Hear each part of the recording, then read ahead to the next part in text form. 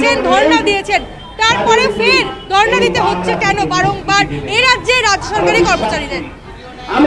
এই রাজ্যের সরকারের এমন কোনো কাজ নেই যেটার মধ্যে কোনো পজিটিভিটি আপনি খুঁজে পাবেন, বরং সেই সব কাজগুলো আছে যে কথাগুলো, যে দাবিগুলো নিয়ে আমরা লড়াইটা করছি, সেই লড়াই শুধুমাত্র রাজ্যটাকে পজিটিভ দিকে এগিয়ে নিয়ে যাওয়ার জন্য। একটা সরকারের কাজ কি? একটা সরকারের কাজ পরিকাঠামোগত উন্নয়ন। গোটা রাজ্য জুড়ে আপনি ঘুরে বেড়ান, কোথাও একটা রাস্তা পাবেন না যে রাস্তাটাতে গর্ত নেই, তালি নেই, প্রত্যেকটা পরিকাঠামো ভেঙে পড়ছে।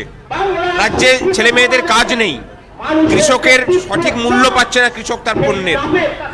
অর্থাৎ একটা সিস্টেমেটিক করাপশন এই রাজ্যের প্রশাসনটাকে গ্রাস করেছে। সেই করাপশনের বিরুদ্ধে আমরা লড়াই চালাচ্ছি।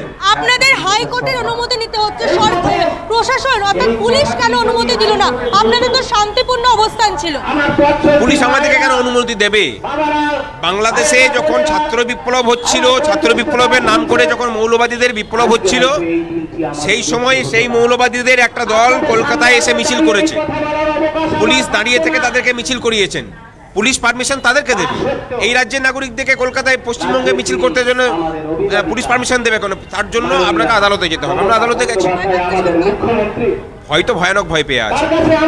আসলে এই যে বিভিন্ন ভোটের ফলাফল দেখেন, সেই ফল কিন্তু এই রাজ্যের মানুষের প্রকৃত জনমতের প্রতিফলন নয়, বরং যেটা দেখতে পান সেটা হচ্ছে স্ট্রং রুমে যে ম্যানিপুলেশন হয় সেইটার প্রতিফলন ঘটছে। আমরা দায়িত্ব নিয়ে বলছি, আমাদের দাবির ফলেই প্রত্যেকটা বুথে এখন বুথের ভিতরে ওয়েব ক্যাম বসেছে। যা কিছু হচ্ছে সেটা জনমতের প্রতিফলন নয়। যারা ভাবছেন যে ওই দান ধ্যান করে পরে রাজ্যের মানুষকে খুশি রেখে দিয়ে পরে টিকে থাকছেন, এটা ভুল কথা।